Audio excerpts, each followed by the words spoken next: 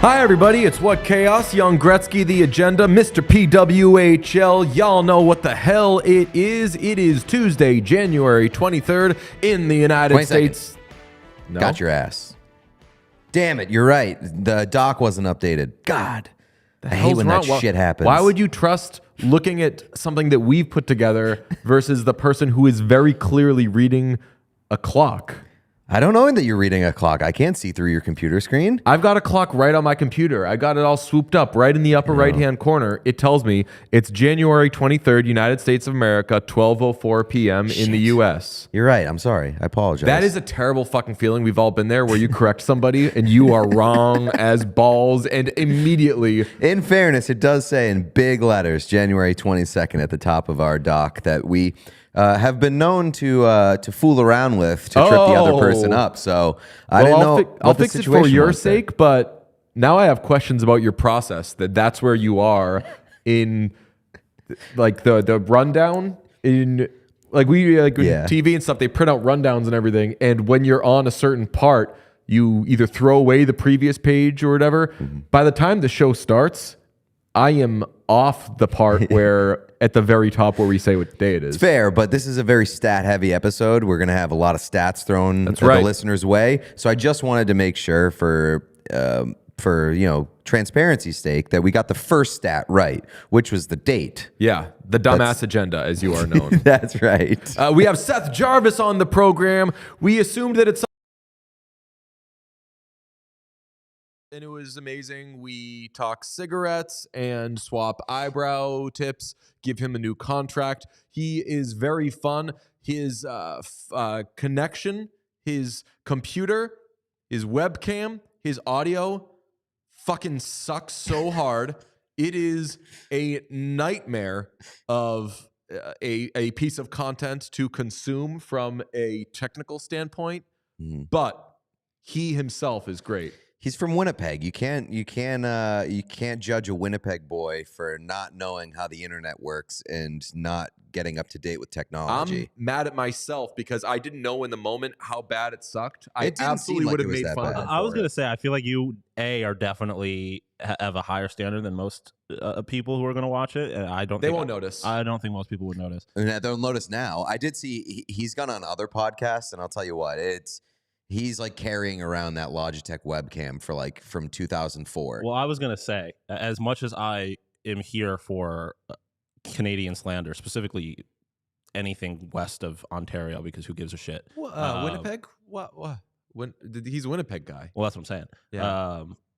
I think you gotta throw shade at the states of Carolina in this situation, not interesting. Winnipeg. Yeah, I've been down in Carolina, and they've got working technology. I've posted from Carolina before. It seemed like he did it from the Canes like offices or wherever. Maybe it's their fault. I'm willing to blame the Hurricanes for anything. Well, we kick off this little program by congratulating the Arizona Coyotes because they beat the Penguins 5-2 and immediately bragged it had nothing to do with them. They scored the Penguins scored an own goal while on a delayed penalty. Letang back to Malkin, who couldn't quite handle it, ends up in the back of the net. And after the game, Coyotes PR tweets out, according to NHL stats, Coyotes became the first NHL team on record to score a power play goal without recording a single power play shot in the game. They went over 2 on the power play. So Coyotes also going out of the way to be like, not only did we not do shit on that power play, we didn't do anything on the other one either. Go off, Kings. Not even a shot on goal. That's tremendous. This every once in a while, every few years, we get a I don't know. Is it every few years? How often would you say that you get an accidental empty net goal on your own net? Every day. Every day? Yeah. I wish. If we're Every talking day about in the the- Foxies, maybe. Yeah, I know. If you're playing EASHL, maybe you're scoring some goals that you don't want to see on yourself. But I really do think the accidental empty net goal is one of the greatest joys in hockey fandom, and to see it from the Penguins, and not only just from the Penguins, from like a couple of Penguins legends who just can't connect and throw it into their own net, and Chris Letang mouthing, "Oh my God," as he puts his stick over his head and skates around and is just like, what just happened? And then they cut to Sidney Crosby. Sidney Crosby's like, are you kidding me, dude? Like, the Penguins were distraught that they did that to themselves, and I could not have enjoyed it more. It's 100% Letang's fault. I don't know if 100% is correct, but it's largely Letang's fault. I don't think the move of throwing the puck back towards your own empty net is frowned upon, especially when you're not being pressured at all. Like, I think that maybe Malkin could have received it a bit cleaner, obviously, but I wouldn't say it's 100% Letang's fault. It is. It's 100% Letang's fault. It's like 25% Malkin's fault, because Malkin, as you said, could have been a little like two hands on the stick. He was a little laissez-faire, but 100% Letang's fault. You don't send the puck. I was saying before the show, there is a back pass epidemic in the NHL right now, where there's so many points where I'm watching a game where I'm like, not fucking worth it. Don't do it. It's happened so many times during this Oilers win streak where like the Oilers seem dead in the water. A team just to like regroup sends it back into their own zone, and somebody jumps on it and they end up scoring a goal. So folks, stop. Unless you really know what you're doing and you're positive that there is a goalie back there, or you're positive that somebody is going to receive that puck, stop doing it. It makes me so happy, too, that it happened at Mullet, because there is something in between those walls, man. The Mullet magic, it really does kind of, it hits you. And I'm very glad that it didn't happen to the Coyotes, because people would have just been like, what a joke of the team. They can't even, they scored on their own nets, playing in a college arena. Just move the team to Houston. No, it happened to the fucking Penguins and two of the best players that have ever played for that franchise. So suck on it. It's a good thing that like the Twitter voice note thing that they try to make catch on. Every now and then I see somebody do it and I'm like, fucking loser, I'm not clicking that. But I'm glad it didn't catch on, because that we would actually hear that on hockey Twitter every day. Why don't you move the two? Kevin Hayes' hands are all over This thing. We kick off this show with the Winnipeg Jets, because man, I'll tell you what, it wasn't the best wagering night for me. I was on some unders in that game, specifically unders on the goals that the Jets would allow. Connor Hellebuyck there in a matchup of all-star goaltenders, Swayman versus Hellebuyck, and the Jets give up 4 goals. They had gone 35 straight games with 3 or fewer goals against. The last time was November 2nd against the Golden Knights, and the Boston Bruins, thanks to Jacob Lauko, thanks to Charlie Coyle, who we've had a couple of Charlie Coyle conversations on here. Go off, buddy. Oh, yeah. Just shining out there. And then Jets, where you at? I thought you were the best. Yeah, I mean, the Jets put together an incredible run. Let's be honest. It's over now, but it's they put together an incredible run. Yeah. 35 straight games with 3 goals or less, or fewer. Sorry, you can count. Yeah. I'm sorry. I put that in the notes. Yeah. I read it. So. 3 goals or fewer. The Jets are an awesome team, but the Bruins are on a bit of a heater, you could say, right now. What, 5 straight wins, points in 9 straight, and since Christmas they're averaging like 4.42 goals per game. So pretty par for the course for them, and not even the Winnipeg Jets can get in the way. We just mentioned the Penguins. I forget who said it. I think it was Matt Porter of the Boston Globe. He noted while all the shit was happening yesterday with the Penguins, like, this Penguins team is what everybody has said the Bruins will be every year. And dying. And right, like eventually it's all gonna die or whatever. And the Bruins, I don't know what's gonna happen with them. Obviously, if I were to guess based on history, they're going to have a disappointing end in the playoffs. But that happens for most teams. But just they were never going to die. They were never going to just die. They always, even when they lose guys, they still do have too many guys. And there's a lot of guys that Bruins fans, I think, they like Jake DeBrusk, whatever, Charlie Coyle, whatever. Like, if a lot of teams had like one more of those guys, they'd be taken a lot more seriously. And the fact that the Bruins still have good defensemen, outstanding goaltenders, Brad Marchand, who we got a pizza text from Sean the other day. Whenever there's a bad turnover, Sean says someone threw a pizza out there and like Marchand scored off one of them. He's the dude that always ends up capitalizing when somebody does something fucking wrong. And again, I'm not saying the Bruins are world beaters or going to win the Stanley Cup or anything, but they do have too many guys for us to have ever thought like it's probably not going to happen this year. Yeah, I mean, I think the Bruins are like the biggest case of rising tides lift all ships or whatever, because they have a lot of pretty good to good players, and those players buy into a good and effective system. And that's what's made their success sustainable over the past several years. Obviously, before this year, they had a lot more like impressive higher tier players, but the system is, I think, more of a credit to their success than anything, and getting the guys to buy in. And like we've talked about it several times, like the vibes around the Bruins are just so good all the time over the past couple of years. And obviously, winning helps that, but I think it's kind of one hand feeds the other. So the Bruins seem like they're only picking up steam right now, which is pretty encouraging, because I haven't been super high on them, or at least as high as like the standings have indicated for the first half. But like they've been picking up steam. They look impressive. Well, they also have an intangible quality thanks to Jacob Lauko, because NHL PR, it was just a great night for stats last night. We learned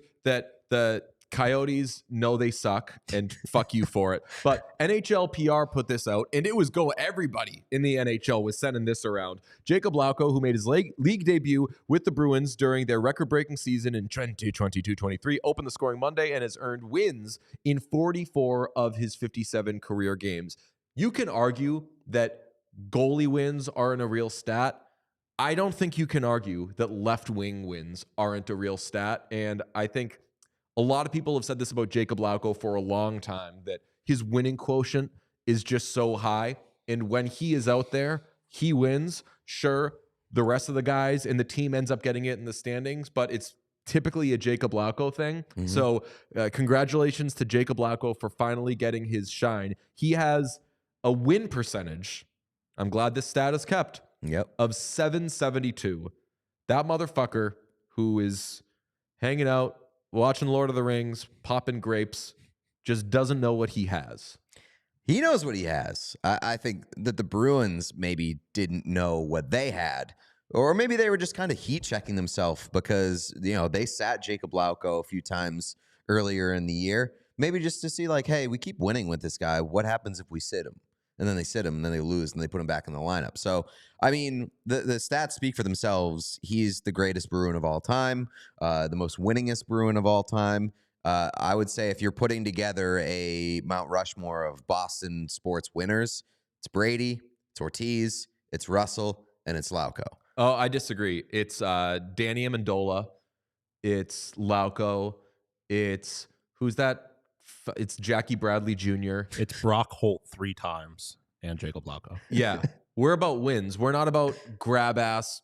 Oh, I hit a home run. Like, Brock Holt, by the way, famously first ever cycle in MLB postseason history. That's important. That's true, yeah. That is important. The Yankees? Against the Yankees, Against the Yankees. He hit a home run to complete the cycle off of a position player. It was the best day of my life. That's amazing. I think that also I was pouring through some NHL contracts, and I can't help but notice that Lauko probably has the best contract in the NHL. He makes $787,500 a year. That is and like he has term. He's signed next year 2 as years. well. Yeah, right. So the Bruins are looking at back-to-back cups right now, thanks to this contract. So you've got Hart winner Jacob Lauko, GM of the year Don Sweeney. We give him a lot of shit, but boy oh boy, he locked up Lauko when everybody was jumping at him, trying to use an RFA. Hey, why don't you send him over here? We'll give you offer sheets, everything. Sweeney said he's mine. He also gets credit because Lauko scored his first goal of the season earlier this week or this weekend.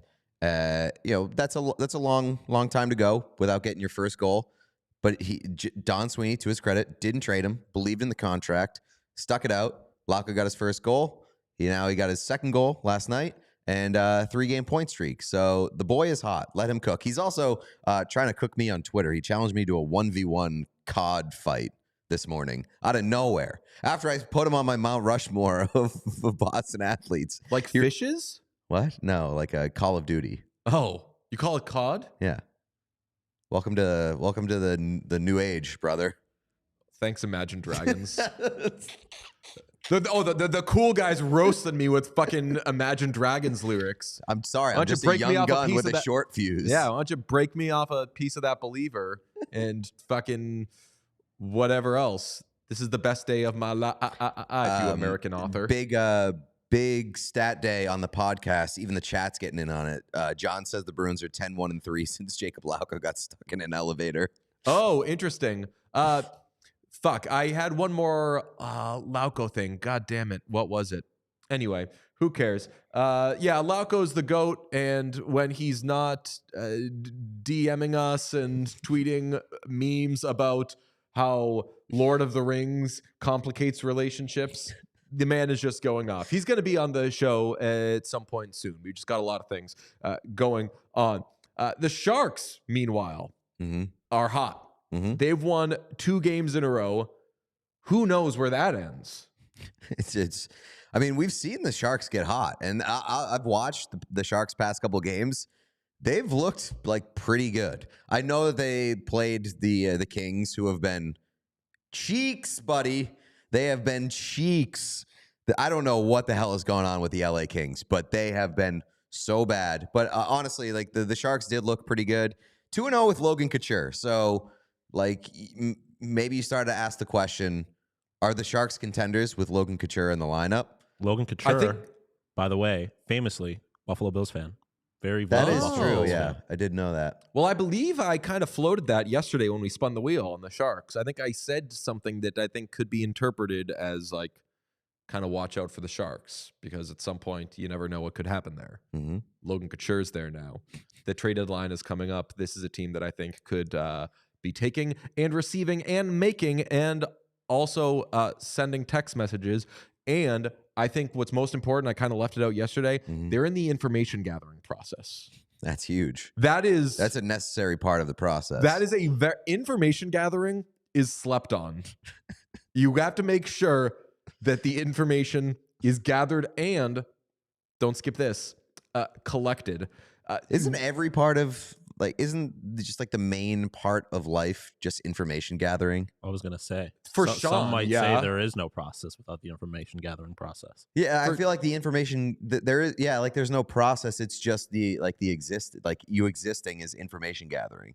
I don't know if I gather information. I accumulate information. I don't know if I gather information. I think that I gather information, but I also think that I'm like an importer-exporter when it comes to information. I info import in, info out. And then info. There's only so much room in here, so I learn new things. I forget old things. Oh, that's not. I thought you meant by exporter that you were handing out information. Oh, I'm in no position to give information to people. Losing information. Yeah. I mean, I hand out information quite a bit, and every now and then with strangers, I'll get like, or as like someone I don't know that well, I'll get like a sincere, how do you know all this? And I'm like, oh, wait for it to be any other topic. I am the stupidest motherfucker in the world. I just happen to know a lot about this one album. I think once a week we should do the Felger tweet. We should do the clip of after they're done grab-assing ball, and then Sean puts together all the things. This week in grab-ass? Because I think that if we did, I think this last conversation about information gathering fits that very well. Yeah. Of like, how could that have gotten there? We don't have a show on Friday. Every Friday we should put out a This Week in Grab-Ass clip. Well, I think it should be like This Week in Hockey. Okay, fine. And it starts with Felger being like, after they're done grab-assing, do they ever talk about hockey? I almost, in pumping the Seth Jarvis interview, I was going to note, if memory serves, after we don't get done grab-assing And I don't think we actually do get around to breaking down hockey Probably the way not. that he would have liked. We were talking about the Kings, and we both kind of arrived at a similar point. You phrased it very well, that the Kings are sneaky, the anti-Oilers. Yeah, I mean, the Kings started off this season super hot. Everybody was like, ooh, Stanley Cup contender. I picked them as my preseason Stanley Cup pick. I was gathering information at how much of a genius I was, and they looked awesome. They are the anti-Oilers because they started out great. Oilers obviously famously did not, but we have a split here. We have stat splits. The pre-Knobloch era, which is before Knobloch was hired as coach of the Oilers, which was November 12th, 2023. The Kings to that point were 8-3-3 with a .679 points percentage. That's sixth best in the NHL, while the Oilers were 3-9-1, .269 points percentage, 31st ranked team in the NHL. But since then, the Kings have gone 14-10-6, which that alone is a little bit misleading because the Kings recently have been absolute dog shit. We'll get into the more recent numbers, but 14-10-6 in the post-Knobloch era, not post-Knobloch, current. No, I'm sorry. No, like I wasn't objecting to that. I know what you mean. Like post-Knobloch hiring. Yeah. No, I was going like this as if to say that's wishy-washy. It's mid. It's not bad. It is exactly mid. They are the 16th ranked team in the NHL in terms of points percentage. Oilers, meanwhile, 23-6-0. That is still staggering. Even though I know the Oilers have been great, even though I know they're on a 12 game win streak, 13 game win streak. The Oilers? Yeah, 13 game win streak. Even though I know they won 13 in a row, like 23-6, 793 points percentage, best team in the league since Knobloch's hiring. So they've really traded places, and as of this recording today, they are tied with 53 points apiece. Edmonton has 2 games in hand. I mean, I think that Edmonton is going to end up like second, or honestly might even end up finding a way to push the Golden Knights, which would be outrageous because they're still a bit of a ways behind. But I think that Edmonton's second in the Pacific. It's Vancouver. Yeah, I think that like Edmonton at this, I mean, who knows? But like I think Edmonton is actually going to push for like definitely they're going to get one of the top 3 spots. Oh yeah, I agree with that. Yeah. Division. And I wouldn't be surprised if they ended up with 2. Yeah. We're about to get to Seth Jarvis. We talked to him right after a wave of all-star voting had come out. So this was like a week and a half ago, and he was very concerned he did not want to be an all-star. So we gave him some shit for that. I'll tell you though what I'm giving myself shit for. What? Everything in life. I can't make a good transition to this, but I'm going to do a DraftKings read. We know hockey games move fast, but with DraftKings Sportsbook, an official sports betting partner of the NHL, you can score faster than anything happening on the ice. This week, new customers can bet $5 and get $200 instantly in bonus bets. We've all been there. I've done that before. It's a great time, and then you can do whatever you want to do with it. Oilers Blue Jackets tonight. Oilers are going for their 14th win. We'll talk about that in a 14th straight win. We'll talk about that in a little bit against a team that has a very long, historically winning streak themselves. Zach Hyman, even odds to score a goal tonight. I'm always interested in that, but maybe I put together a little same game parlay. We call them the Oil Man parlays. You know how that is. Download the DraftKings Sportsbook app with code WhatChaos. New customers bet just $5 on the NHL and get $200 instantly in bonus bets only on DraftKings Sportsbook with code WhatChaos. The crown is yours. Here we go. We got a timer? Do you want to time it? All right, I'm going to time it for you. All right. 1 second. All right, let's go. Gambling problem? Call 1-800-GAMBLER or visit www.1800gambler.net. New York, call 877-8-778-HOPE New York or text HOPE New York 467-369. In Connecticut, help is available for problem gambling. Call 888-789-7777 or visit ccpg.org. Please play responsibly. On behalf of Boot Hill Casino and Resort in Kansas, 21 plus age varies in jurisdiction, void in Ontario. Bonus bets expire 168 hours after issuance. See dkng.com/hockey for eligibility and deposit restrictions, terms, and responsible gaming resources. NHL and NHL Shield are registered trademarks of the National Hockey League. Copyright NHL 2024, all rights reserved. Okay, 43.91, not bad. 43 seconds. I'm going to get that to 39 at some point. Okay, I mean, I want to try too at this point. It seems like a fun game. It'll be, I mean, I'd never even looked at that in my life before. So, like, the next time I do it, just because I know how some of them go. Do we set over-unders? Like, do we have DraftKings give us odds for how long it takes to get through that? Possibly. Could be fun. Like, that wasn't my best. I can speed read well. That's fair. Before we get to Seth Jarvis, I have one more note on the Kings. And it is that less than 1 week ago, Rob Blake. Fewer than 1 week ago. I'm kidding. That's not. I know. I have gathered that information. I don't want to break you. Less than 1 week ago, Rob Blake said that he was not going to fire Todd McClellan, and that he was like not even really considering it. I think we have the quote. He said, "No, not at all. Our philosophy here for the past 3-4 years is on the structure and the system and the design and the buy-in of the players, and he's gotten that from the players. I'm going to rely on the players and the leadership to get us out of that." So Todd McClellan probably not going to be fired, but man, I wonder if Rob Blake was like, at any point in the past week, was like, I wish I didn't say that. Yeah, I mean, he's saying I'm not going to fire him here right now.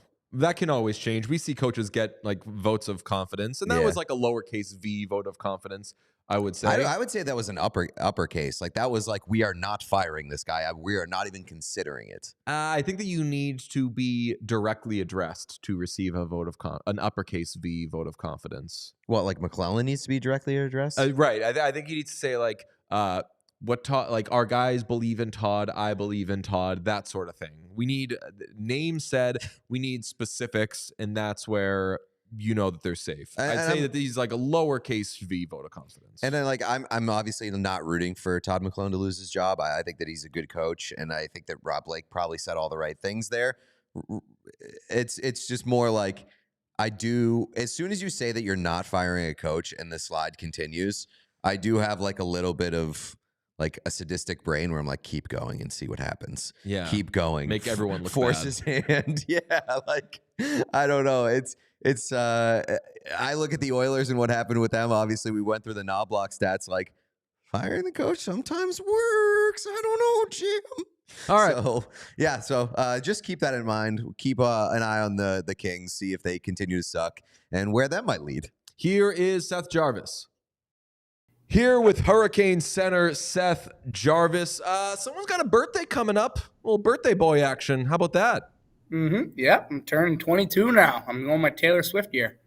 Whoa, very exciting. You're an old, late 21, turning 22. You've been in the league for too long to just be turning 22. Do you feel younger, older than you are? I don't know. I feel like I get younger every year. Like I feel like my maturity level goes down, but I've been, like you said, I've been in the league for a little bit, so it's been fun just being established a little bit. We also need to congratulate you. We got the latest All-Star fan vote numbers. You're first. You're leading the group. It looks like you're going to the All-Star game, buddy. Congratulations. You're lying to me because I seen the ones like 2 days ago. I wasn't even in the top 20. I was laughing right now. It's called a push. It's called an orchestrated push by our podcast. Yeah, we're pushing the agenda. We got it on the phone right here. It says number one. It says they're actually going to send other guys home to make sure you go. Mm-hmm. Oh, sweet. Yeah, they can take my Mexico trip. At least someone can enjoy it. Did you see the video of Oliver Bjorkstrand receiving the news that he was going? That was awesome. I like that reaction a lot. Is that the reaction you'd have if you had to cancel your Mexico trip? Would you be like legitimately devastated? Well, like mine's different because like he got like selected like because he's an all-star, like he has whatever good year, so they picked him. Mine's like a fan vote, so it feels a little bit different. Like I appreciate the fan votes, but like it almost doesn't feel like I earned it in a way. So it'd be probably a little different of a reaction. I'd be pumped to go, but I'd miss Mexico probably a little bit. So it's like when Mac Jones was a Pro Bowl player because like 400 quarterbacks passed away or for whatever reason made Mac Jones a Pro Bowler as a rookie. So like if you're like, I don't know, if you're like playing the Oilers later in the season, you see like Zach Hyman, you're like, I got to show you respect because you're an all-star, but not like a real all-star. Just that you're just like a fan all-star. Congrats on winning the popularity contest, loser. Yeah, something like that. I mean, Hyman's having a great year though, so like he would earn it too. But Hyman's the best, and I saw whatever the updated vote was, and some guys get in because like Draisaitl, for example, he's like near the top of the list because like if you're having an all-star game, Leon Draisaitl has to be there. But for like fan vote sort of stuff, I like the idea of like the really good player who's going fucking nuts this year, like Zach Hyman, and like get those guys in there because who knows how many times it's going to happen. But Seth Jarvis confirmed not an all-star guy unless he is selected by who even does the first round? Is it coaches? I don't know. It's just a league selection. Not really sure who picks. There's Department of Player like a Safety. committee with the league that does it. Committee with the league? Sounds a little fishy. Sounds like a lot of politics, if you ask me. Exactly. Yeah. Before we hopped on here, you quickly mentioned Twitter. I want to ask you, what's your experience been like with Hurricanes Twitter? Because I feel like that is the most deranged and insane Twitter fan base in all of hockey. So I'm just very curious as to what your own experience has been like on there. Yeah, I got to be kind of careful. I think. I mean, they've been good to me. I mean, I haven't really. I think last year I went through it a little bit. I had some tough games, and my Twitter mentions blow up. So it's hot and cold. I like staying kind of neutral. I don't really look at it, or I don't try to find it. Sometimes it pops up on there, and I panic. But yeah, there's it's either a lot of love or a lot of hate, and either way, it's all right. You're young enough, probably that Twitter has kind of always existed in your sports fandom or something like that. Like, I don't know, like probably from like your early teens or whatever, part of being a sports fan was being on Twitter. A lot of players, like this is all so brand new and like they would never have to deal with any of this stuff. By the time you reach the NHL, was it like, oh yeah, like Twitter is just like a part of all this. So like, of course the team account is going to be weird as fuck. And of course, like the fans are going to be super emotional on there. Does it like for that reason, is it actually like not too crazy? Yeah, like it's normal to me. I think to some of the older guys, it's still a little weird. It's still a little crazy, but I mean, like our team account chirps me. Like they come after me sometimes, which is fine. It's funny. I love it, but it's normal. It's nothing I haven't experienced or wasn't expecting. The NASCAR bobblehead thing. You're a NASCAR guy or like you just like good bobbleheads yourself? Because that bobblehead is fucking choice. Yeah, you think? I'm not a fan. Like they couldn't even give me a full set of teeth. Like all I ask for is just to fill in the one tooth for me. Just give me a fresh grill. But no, I'm sick. I'm so tired of the motherfucking Photoshop. Kendrick Lamar. This isn't about gussying you up. Yeah, why don't you fix it first before asking anybody else I'm to fix trying it my for best. you? I'm working on it.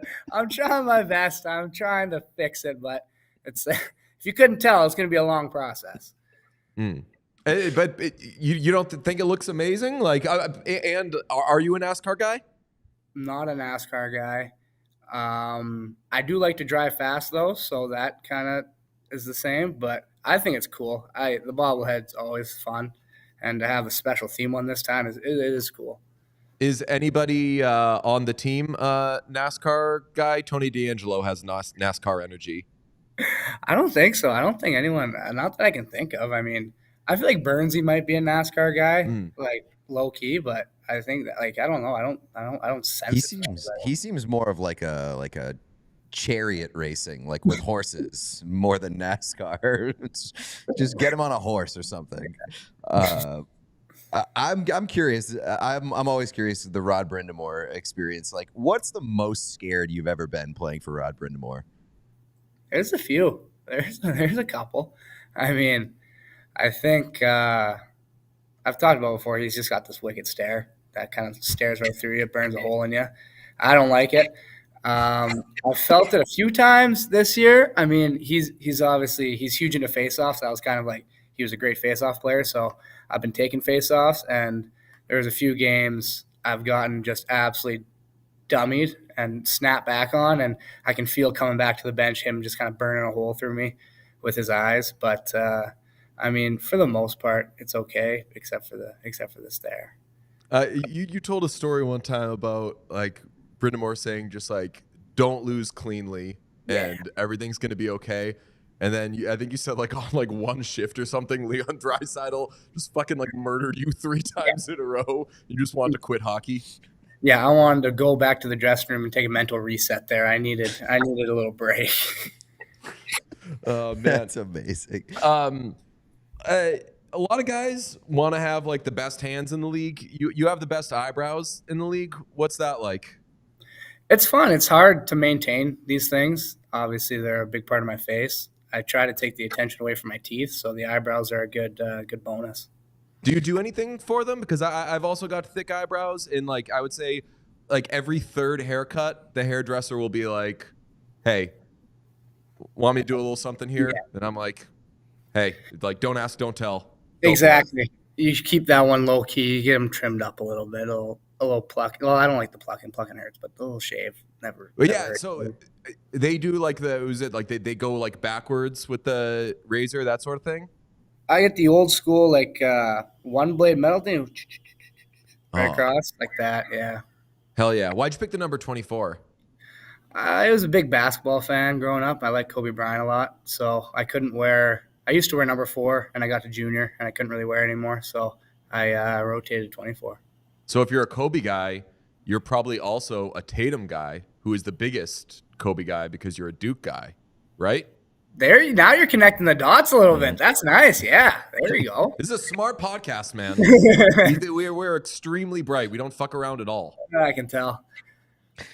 As a Duke fan, how do you like the Dallas Cowboys and the New York Yankees as well? That's foul. I take a lot of heat for being a Duke fan, but no way am I a Cowboys or Yankees fan. I don't even like baseball. I like the Giants in the NFL, sadly, so that hurts. But Duke basketball has my heart, but NC State football is my pride. You're in the final year of your entry-level contract. How much money do you want? That's a good question, actually. I'm not sure. This is actually your arbitration hearing. Yeah. Is this no, what you need one more? Like? Do you need one more year to be arbitration eligible? I think I need a lot more years. I don't know how that works. Me either. You should represent yourself. We have that in common. Yeah, I'm going to start doing that. Yeah, but like how much money, like exactly? Like to the dollar? And years, yeah. I like it here, so I like to stay for a long time. Dollar amount, not sure. I still trying to figure that one out with my agent and the team. Well, we can help. Do you ever get into like the thing of like comps? What does that even mean? Like when a player's up for a contract, they'll like look at recent contracts signed by other players at similar positions, like things that they have in common. I ran some comps for you. The closest comp probably is Seth Jones because it's a very similar name. He makes $9.5 million a year, which is really good. How about that? Yeah. Well, I think Fishy on our team doesn't even make that much money, so I don't see myself making that my next contract. That's your comp. Yeah, that's your comp. Like it's just business. Bring it to the table. You want to send that to the owner and the GM here? We can do that. That'd be fantastic. But we'll sit in for you. We'll be your new representatives. You're a right-handed center, right? Yeah, I can switch to D if they need me to. Right-handed D are valuable in this league. Well, I mean, the right-handed center thing is good because so is Nathan McKinnon, and he makes $12.6 million a year. Mm-hmm. Jack Eichel is one as well. He makes $10 million a year. Not bad. I ran your face through one of those celebrity lookalike things, and it says you look like LaMelo Ball. He makes $10.9 million a year. I can see the similarities. Your comps are good, dude. Comps are great. Sounds like you're going to be rich pretty soon. Seriously. You said before we got recording on here that you've seen Pete on Twitter before, which is wild because he's never on there. What was your read on him as a Twitter user? Like, what's your experience following him? And also, what is the buzz about Pete among NHL players? I assume that there's a frequent conversation there. Surprisingly not. Pete doesn't really get brought up in many conversations around the dressing room. I don't know why. He's a great follow on Twitter. I don't follow him, but people Nice. Theoretically could be a great follow. Theoretically, for a fan, could be a fun follow. For a player, maybe not. I don't really know. All I know is I've seen his thing come up on my Twitter feed a few times. I don't remember what. I have a terrible memory. I don't. Probably fighting with Hurricanes fans. Yeah, honestly, it's okay. We need a little tension in the fan base sometimes on Twitter. It's fun, but yeah, he's Don't worry. Anytime I get like in the mix with Hurricanes fans, I know that I have like an easy get out of jail free card. I just say something bad about Eric Halla, and then I'm right back on their side. So, and everyone's happy again. That's right. You said that you weren't psyched about the look of your bobblehead. If you had like a custom bobblehead for any sort of theme, what would the theme be? Oh, geez. I think custom theme. So if they did like this was like a NASCAR night is your bobblehead. If they did like a blank night comes with a Seth Jarvis bobblehead, what kind of night are we having? I actually just got asked this. So earlier I said School of Rock because I watched that night before the game. Huge fan of Jack Black. More thinking into it now, I came up with Monsters, Inc. I like Monsters, Inc. a lot. I think it's a great series, great movie, Monsters University as well. So I think that'd be a cool like theme night, just see everyone dressed up in those costumes, and I think it'd be fun. Are you like a Mike Wazowski? Are you a Boo? Who are you in that? Sully? Are you kidding me? Fuck yeah. What question is that? Sully is the best. You like is like Monsters Inc. a part of your childhood, or is this like a recent development for you that you just recently got into? Childhood, teenage life, adult life. It's followed me since I was about 7. You ever see Monsters vs. Aliens? Yes. That's fucking odd. That one's like kind of slept on. Mm-hmm. That's a really good movie. People don't give it enough credit. It was also like at the height of like Seth Rogen stoner stuff, and the fact that he did that movie and they were like, do exactly what you do in all these stoner movies too. So he's just like a blob who just goes like the whole time, and it works so fucking well for a kids movie. I wish I were a kid when that came out. Oh, unbelievable! I've watched it many times over. What are your favorite non-children's monster movies, or just any movie? What are your favorite movies? Favorite movies. I watched Training Day the other day. I thought was really good. That's kind of out of my genre. I usually don't go into serious kind of movies like that. I stick in the stupid, almost like Seth Rogen stoner movies. Pineapple Express is a fun one. This Is the End is a fun one. Now I'm just rattling off Seth Rogen movies, but those 3 are the first 3 that kind of come to mind. Do you know Jay Baruchel? Yes, I love Jay Baruchel. He's a big hockey guy. That's what because was he in Goon? Was it Goon that he was in? Yeah, he directed and wrote the second one, I want to say. Okay, yeah. No, yeah, he's awesome.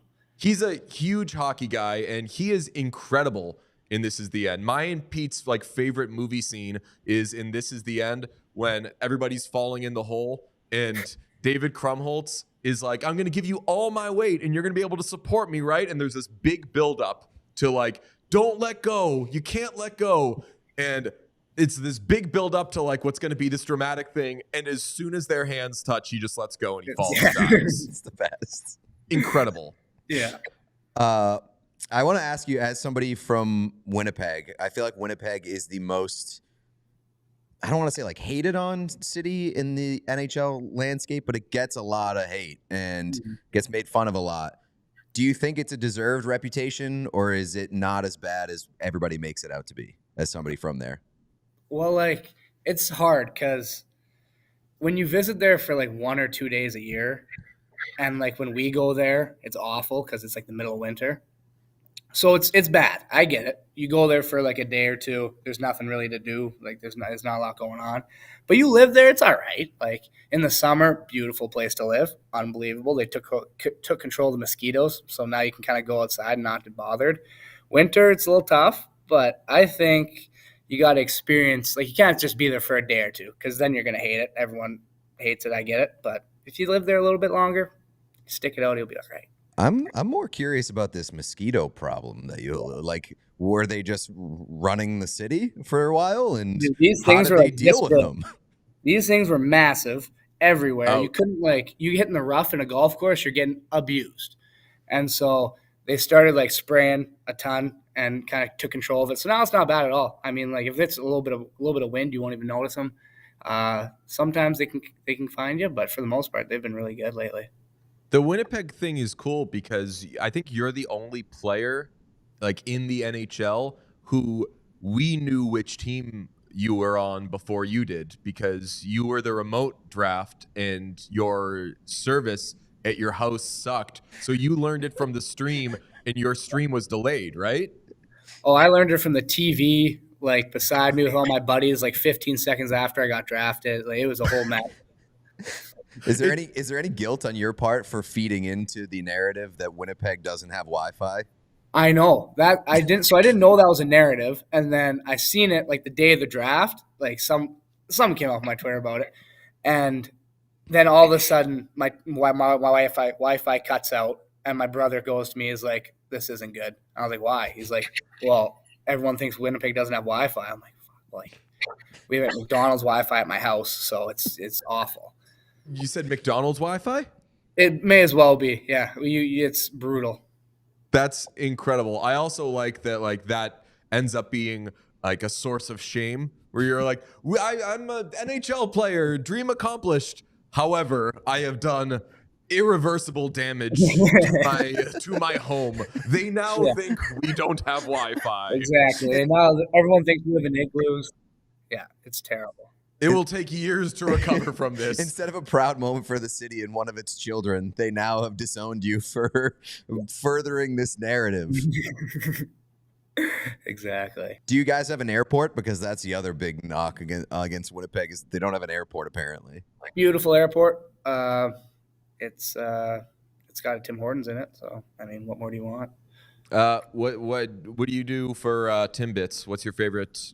We were at the Columbus location recently. We were going bonkers on them birthday cake ones. Birthday cake ones are really good.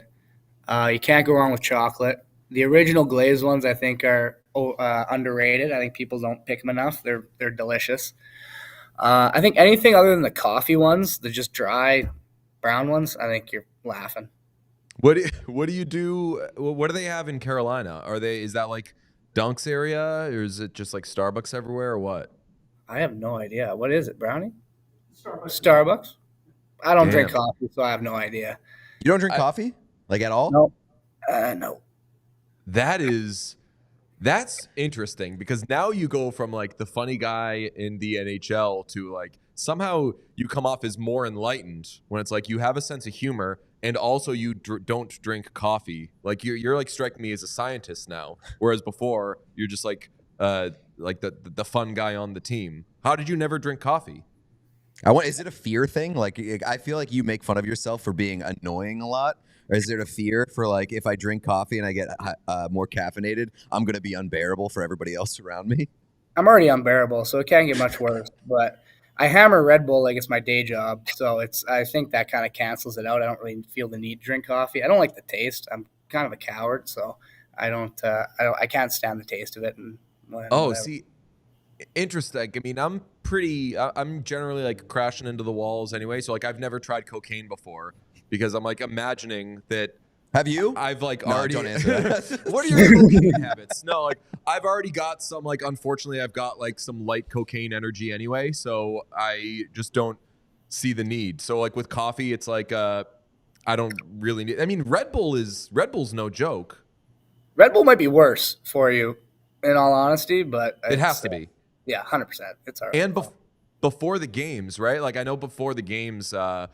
When I was first like around NHL stuff, I was shocked to see that like players were loading up and like pounding hot coffee before they'd go on the ice. I thought that was insane. I'd be afraid that I shit my pants. See, Fishy drinks hot coffee like right before the game, and I can probably count. I probably need 3 hands to count how many times I've knocked it over because I sit next to him and he gets mad at me every time. But I'm like, who drinks? Like, he's drinking hot coffee. Like, we're going out for warm ups in like 10 minutes. He's hammering hot coffee, which I'll never understand. I think it's crazy too. But just seeing stuff like that makes me wonder what he's doing. I did hot coffee before spin class one time. You know what happened?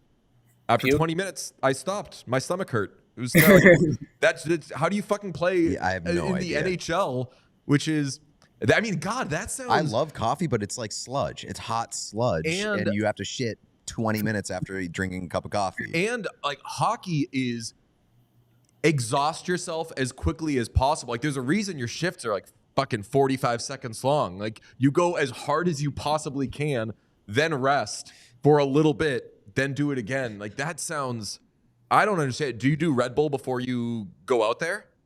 Oh yeah, a lot of Red Bull. Hell yeah. Are you like my body is a temple kind of guy? Because that doesn't seem like a Red Bull smashing Red Bulls. Yeah, Red Bull and would lend to Timbits. that. Yeah, you don't strike me as like a Nathan McKinnon, no sugar in this locker room kind of guy. Yeah, no, my body's more of a garbage can. I crush Red Bull. I've recently got on a little peanut M&M kick during the game, so I get a couple in my little cup in between periods to snack on. But it's been working so far. I've been working on my nutrition, but I can only do so much. Do you ever do peanut butter M&Ms? Oh, I've tried every M&M in the book right now. I'm locked in on caramel M&Ms, but yeah, peanut butter M&Ms are really good. I don't know who the NHL player is that's going to bring back cigarettes like in the locker room, but like I miss that era of the NHL, and I feel like you would be a good candidate to be the cigarette guy in the league. That would be a tough one to sell, I think, but I mean, stand on business, right? Just bring it back. Yeah. How can you know until you try it? Exactly. Maybe it works. Maybe it's kind of magical. I don't know. I mean, that would be wild because there's like so many themed days and nights and everything. What if they did like 70s night for the Carolina Hurricanes doing 70s night would be the best because they didn't fucking exist. Whalers uniforms and cigarettes. Yeah, Whalers uniforms, and the media walks in. They're like, "Okay, the room's open. Every player is available." They're like, "What? Amazing!" And you're just all sitting there like drinking, smoking cigarettes. I feel like everybody gets mad at you guys when you wear the Whalers uniforms, so that would be a great way to win people over and get it back on your side. Be like, we're bringing back the Whalers uniforms, but also cigarettes. Lean and into booze. it. Do it. No half measures, Walter. Do the whole thing. Cigarettes. Just dive off the deep end. Yeah, cigarettes and beer in the locker room after that might be a good selling point. Okay, well that's the clip. We do you ever hear Wayne Gretzky talk about, like, my favorite part of the TNT broadcast is like they'll have their conversation and they'll like break down the game. Biz will tell a funny joke and they'll be like, "Hey Wayne, you ever eat pizza during games?" And Wayne's like, "Buddy, yeah. I got 100 stories about how I would eat pizza during the game." And I know that like especially like playoff overtime shit, like you go in the room after and there's just like dead peanut butter and jellies and pizza all over the place. Is the eating kind of curbed a little bit during games these days, or are you guys just fucking going full Gretzky? It's kind of curbed. I think it's not quite full Gretzky, but like we played that 4 overtime game last year against Florida, and by like that second or third, there was boxes of pizza, like you said, peanut butter jellies everywhere. Like you were eating anything you get your hands on. So by that time, it kind of all hell breaks loose and you can kind of eat whatever, but it's they try to keep it healthy-ish. You ever get self-conscious of your body playing around Rod Brind'Amour?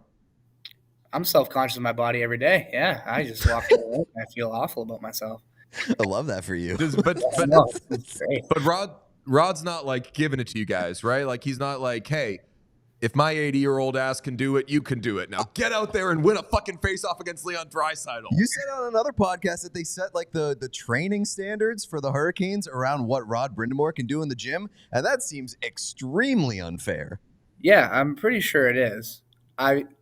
I'm pretty sure. I'm like 98% sure that is what it is. It's what he can do, and so it's crazy because the training with the pre-camp stuff we do is hard and like really really tough. And so the fact that he can still do it and pass it is incredible.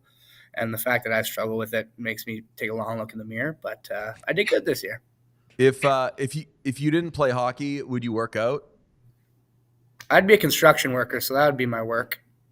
Oh, hell cigarettes. yeah. Exactly. Yeah, Like, dude. it just seems like you really want to smoke cigarettes. Yeah. So If Brownie can hear, Brownie, get our guy some cigarettes, please. Yeah, no, that'd be my workout. It'd be moving concrete, breaking stuff. I don't know. Why construction worker? Because believe it or not, I wasn't great in school. I wasn't fantastic, so it was never really a passion of mine. And I always was kind of intrigued by like the big trucks as a little kid, like the construction trucks and stuff like that. So it was kind of always there in the back of my head. Were you the kind of bad student that teachers liked or really disliked? No, because I wasn't even like, it wasn't like everyone liked me because like I tried my best. Like I tried hard. It was just a matter of it wasn't there. There was no hope for me. The effort was there though. Like I would be grinding, I'd be doing all the homework, and it just never panned out. That's a pretty good testament to your personality, though, because there are the kids that know that it's not there, and they just become shitheads about it, and they make the teacher's life a living hell. So, like, good on you for realizing it's not there, but you're still gonna try. Well, my parents were both teachers, so they would have absolutely killed me if I gave any teacher a hard time. So I was at the front of the class like this, and then still fail most tests, but give a good effort. Does that give you appreciation maybe for like teammates who are like hard workers that aren't, I mean, like you're like a high skill guy, high draft pick, or does it give you an appreciation or understanding of like players who maybe aren't the best, but are putting in the work? Oh, 100%. I think like some of the people don't understand how skilled NHL players are. Like they're chirping, like I'm sure Pete's coming after the 13th forward and the fourth liners that can't score all the time. Hey, but don't put words in my mouth. I've never said a bad I've seen thing. your Twitter. I know what you do, but like it's incredible how skilled everybody is. But yeah, like some guys, like everyone works hard to get to this point. You have to work extremely hard, but some of the guys that really grind and to stay in the league and stay relevant, it's super impressive what they do. Who would you most like to see Pete send a tweet about? Oh, there's a few. Like what kind of tweet? Like are you coming after them, like attacking them? Yeah, I don't attack guys anymore, but like I will if you want me to. Tweet. No, like just yeah, one of those just like I'm Pete kind of tweets. Oh, that'd be a fun. I want. See, my heart says Tony because he might clap back at you, and that'd be funny. But good! Finally, a tweet sent about Tony DeAngelo. No, there's probably no one has ever sent a tweet about that guy before. No, there's I don't know. Burns would be a fun one just because he would probably find out about it and then chirp you behind your back. Or he would kill me. Like I can't say anything. But that man owns guns and he is scary. Exactly. I'm not sending tweets about Brent Burns. Exactly. You can't convince me to do that. Here's a question. As somebody who likes to talk a lot, you say that you're self-proclaimed kind of annoying and not that smart. Have you considered starting a podcast? Because you're checking all the boxes. Is that the requirements I need? Those pretty much. You need to be on white like guy, stupid, thinks that he's funny and has opinions. You got to be on the Dunning-Kruger scale though, of the thing of like you're not smart, but you're pretty sure you're very smart. You got to have that false confidence going as well. And I don't think you have that. You strike me as like, do you know who John Feidelberg is? I wish. He's the best. But he's like a very funny person and a bright person who just fucking hates himself so much. You gotta give me. I don't think you hate yourself, but I think you're like I'm whatever. Well, you'd be surprised. Your face, but I don't think you hate yourself. We might need to hit the replay. You're like, who fucking told you that? Where'd you get that from? I would say it's been great talking to you, and like it's not bye, it's see you at the All-Star game. Yep. I hope you guys have fun there. I'll be in Mexico, probably on a beach somewhere. We'll see about that. Toronto has beaches. It'll be fine. Wow. You could. Oh. Hey, Pete, send a tweet about Tony DeAngelo. I don't fucking want you to send a tweet about Tony DeAngelo. Ugh. I don't either. I just he said he'll clap back at me. But did I say this on the No, interview? he said that Brent Burns would clap back at you. No, I think he said that Tony would try to clap back at me too. My question would just be, would it be from his account or the other one? Tony D'Angelo wouldn't be allowed to clap back at you. He's in like a Hannibal Lecter social media don't fight. And I haven't heard Tony D'Angelo say or do anything in years. So for all I know, he is like a wonderful citizen, et cetera, et cetera. We don't need Tony D'Angelo posts from him, about him, anything. The heat will always be too hot. Horrible fucking answer. Horrible answer. Speaking of like staying away from your phones, we never talked about the Lauco intermission tweet. The intermission that he told me recently. He was like, "I'm staying far away from my phone in the locker room." Oh yeah. Well, so he's like, "I'm staying so far away from my phone now." So he told a reporter that it wasn't him and that somebody sent it from his phone. I'm just telling you, human beings, factually, we're not reporting anything. He obviously did that because players are on their phone during games, and I know that you're not supposed to be. And if you do it, I'm positive this happened. You fucking get yelled at by the team, and it's so we can just take it as fact. This is what happened, and if we're gonna get sued for libel or whatever, sorry, Jacob, you were fucking on your phone. I'm not mad at you for it. Whenever that happens, and it does happen from time to time, I'm like, because people do it. Anybody from Boston knows Pablo Sandoval. Pablo Sandoval in the dugout while taking a shit, just fucking going through and commenting on girls' Instagrams or something. Statute of limitations. Carey Price and Tim Thomas got in a fight one time, and Tim Thomas got the shit kicked out of him by Carey Price. And after the game, was talking to him about it, and he was like, "Oh yeah, my family was giving me a lot of shit for that," and I was like, yeah. I mean, what are you gonna do though? And then he grabbed me a few minutes later and was like, "Hey, sorry, I told you that my family was giving me guff for it. Can you not tweet that or report that or anything?" And I was like, "Yeah, no problem. Why?"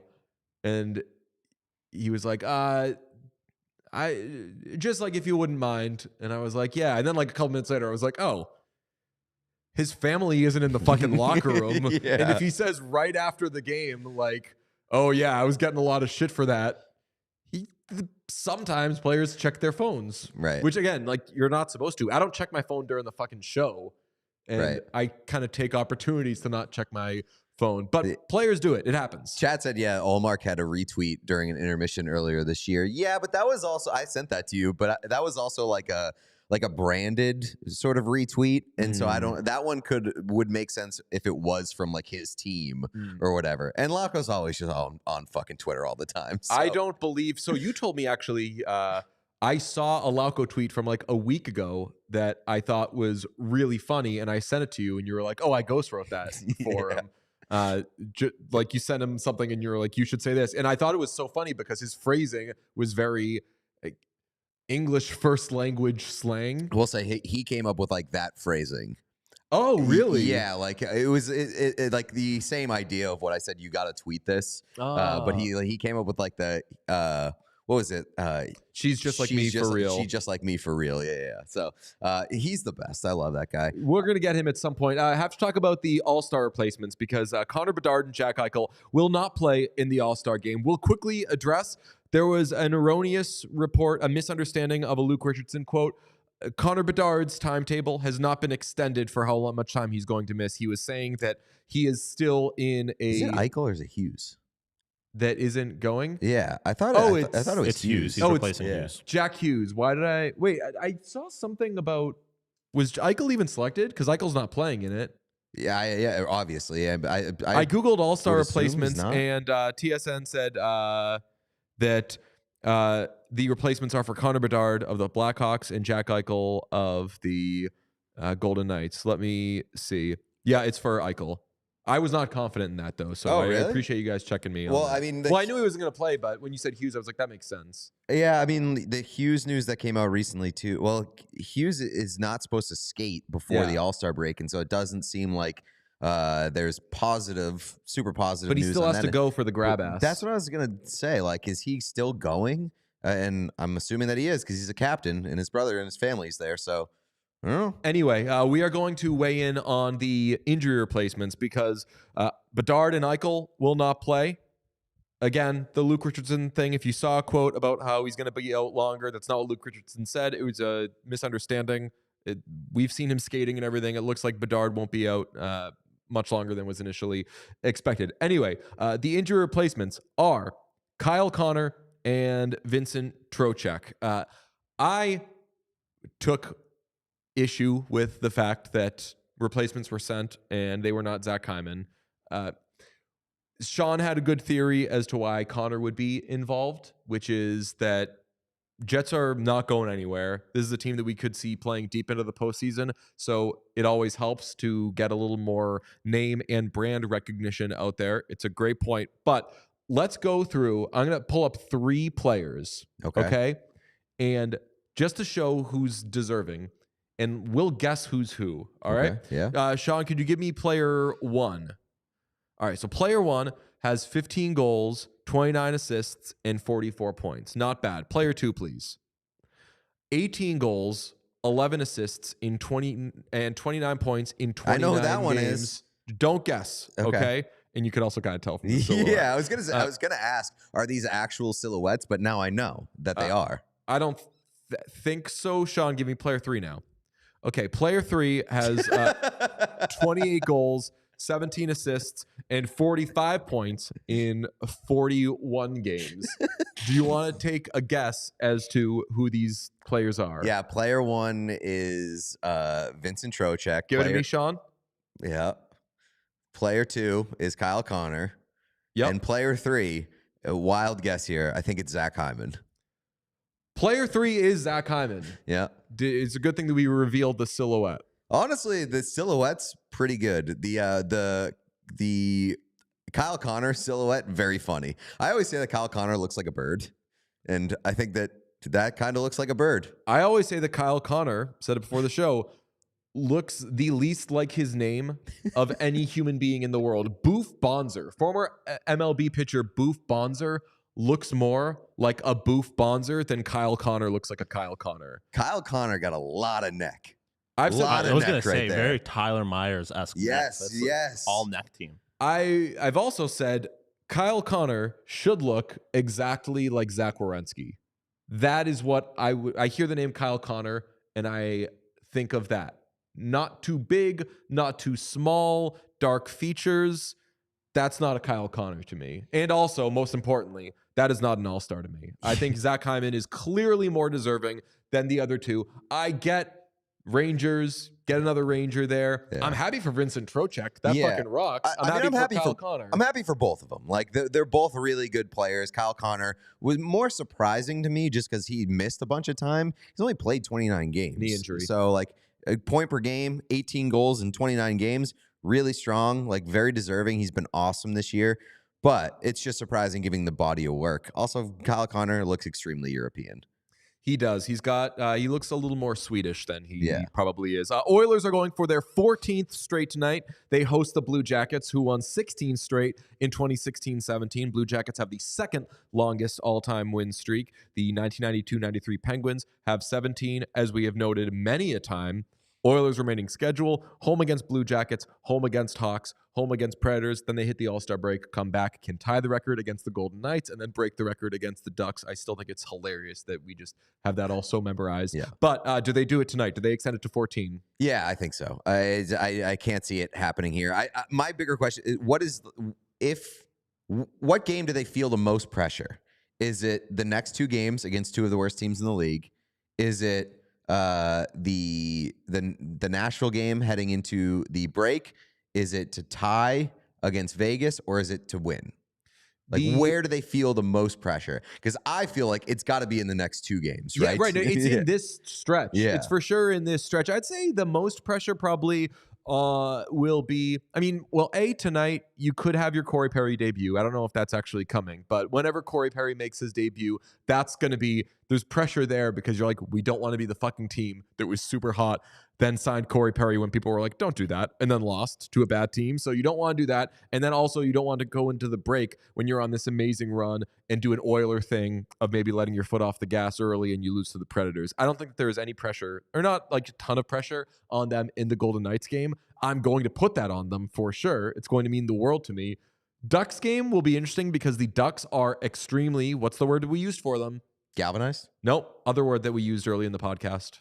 They're disruptors. Okay, yeah. Okay. The Ducks very much like shaking shit up. When's and I could the Ducks see game? The Ducks game is the Thursday of the week after All-Star break. So that's like to set the record. To set the record, 2 days after the Golden Knights game. And honestly, I think we'll go to that. If that game means something, do you want to say we go to that game? If they have a chance to break the record, we go. I think so too. Sean? I was going to say... Oh, yeah, sure. I was just going to say that Chris Knobloch said that they're targeting Saturday's game against the Preds as Perry's debut. So. Damn, that would have rocked if he made his debut against the Blackhawks. I don't like that because the stupid shit, again, the wrong made-up shit is going to pop up. I don't like that. Also, when do you give Calvin Pickard a game? Do you do it tonight? I was thinking that actually tonight might be a Pickard game. Blackhawks, probably. Yeah. I mean, I think the person who's feeling the most pressure here is got to be Corey Perry, because no matter what happens, if they don't set the record, it's his fault. Yeah. No matter what happens, whether it's the first game, whether it's tonight, whether it's like the Blackhawks game, whether it's his first game, the debut against Nashville, like they have to win all these games or else it's Corey Perry's fault. I don't make the rules. I'm sorry. We got to do like 10 seconds on the chain because it's a curse. 3 straight teams have immediately surrendered it. The Penguins, Kraken, and Golden Knights. You wrote that the money pool has now shrunk to $4.21. You won't believe this. I don't understand any of the money stuff. I'm just leaving that to you. I told you, every game that the Chaos Chain holder plays, I bet $20 on the money line for them. 3 teams have straight up lost their first game without winning me any money. So I have lost $60 in this most recent After stretch. the Kraken had made you a bunch of money. After the Kraken had made me a bunch of money. So now the money pool is down to $4.21. The Devils hold the chain, which pretty surprising. The Devils are absolutely decimated by injuries right now. But they came back. They beat the Golden Knights last night. And as a result, Tom Fitzgerald, 1 day with the Chaos Chain, gets an extension, gets a promotion. He is now the president of hockey ops in New Jersey. Chain pays dividends. Yeah. So the Chaos Chain has been real intriguing and interesting because you've seen the first team that held it forever. And then nobody has held it for more than 1 game beyond that. So. One thing that we're working on, I don't know how we're going to do it. I really want somehow for the chain to be up for grabs during the All-Star game because I like the idea of us accidentally losing the chain in Toronto and then be like, fuck, the red team has it. How do we how can the Blues end up having it? So we're going to think of some fun, very clean stipulations that could involve that. Let's do some quick wheels. All right. Spin that wheel for Dave. Let's go Dave first. Spin it. Oh, the Calgary Flames. Go ahead, Dave. The Calgary Flames. The Flames are one of the teams that I accuse of having a backpassing problem. So work on it, you assholes. Stop doing that. You could have won on Saturday. Also, but you the hometown team of Tate McRae. That's right. People forget. Tate McRae's people responded and said, no, you can't talk to her during the All-Star break. And I essentially sent an email back saying, I was not asking. I was saying we're setting a time to do it. If you listen to the show, please start the Tate McRae has to go on What Chaos All-Star campaign. Yes. That's more important than anything. Spin that wheel, Pete. Let's see. We've got the New York Rangers. Got a little Trocheck in your pants. The New York Rangers are owned by a man who sucks ass and is a friend of Harvey Weinstein's. Man, that's a shame. Okay, bye. All right, Sean, spin the wheel for you.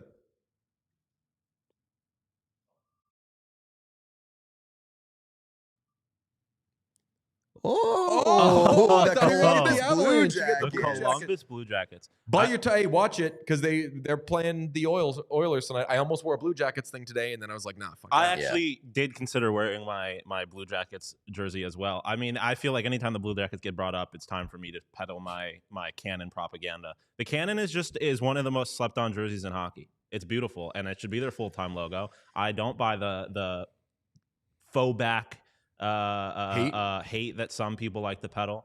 I just think it's beautiful. I don't know. The Columbus Blue Jackets now have like established a pretty large place in my heart. They've done nothing to upset me, and I loved the experience we had. So I'm like generally rooting for the Columbus Blue Jackets. You want to know how I know you're not a Columbus Blue Jackets fan? You just said the Columbus Blue Jackets have done nothing to upset me. That's the biggest sign that you're not a Columbus Blue Jackets fan. I've never been upset with them other than like I for sure did a Jerry Seinfeld, what the fuck are you doing, you stupid little piece of shit to Johnny Gaudreau when he was on pizza duty. But I mean, they've done nothing to upset me in the sense that like they've done nothing to upset the Buffalo Sabres seriously. Like I've talked about the Senators and the Stars who I have problems with because they have directly hurt the Buffalo Sabres in the past. The Blue Jackets, like if you're a Blue Jackets fan, you got to hate Pascal Vincent at this point. You got to just like absolutely want that guy so far away from your team. Not a real coach. Somebody said, Sean, that jacket is way more sick than the Blue Jackets jersey. I was pretty sure that this Shacket would be the winner today, and then I saw Sean kick my ass. I got, as you said before, my jacket game. I had to step up my jacket game big time moving here, so I've got a couple of decent jackets. That's you got great. a lot of good jackets. Well, you're killing it, buddy. Okay, go Oilers. They are going for 14 straight tonight. We will talk to you tomorrow. Toodles. We all silly like the mayor.